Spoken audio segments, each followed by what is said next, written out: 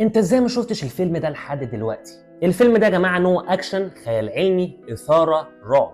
بيتكلم عن جراي وهو راجل عادي ميكانيكي بيحب العربيات القديمه. حياته مستقره مع مراته، لكن كل حاجه بتنقلب لما بيتعرض لهجوم وحشي بيخليه مشلول تماما او بيصاب بشلل وبيفقد اعز حاجه عنده.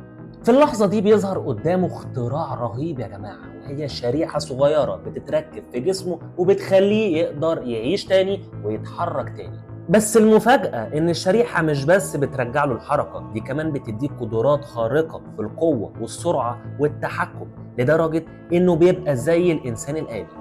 من هنا الفيلم بياخدك في رحلة انتقام جامدة جدا مليانة أكشن وقتال مصمم بطريقة مجنونة مع لمسة خيال علمي عن التكنولوجيا والمستقبل. بالمناسبة بقوا عدوا من الدقيقة الثالثة للرابعة ومن التاسعة لل11 عشان فيها مشاهد مش مهمة يعني، أو مشاهد مش لطيفة إلى حد ما، أو غير مناسبة للمشاهدة العائلية، عشان ما يبقاش حرام علينا.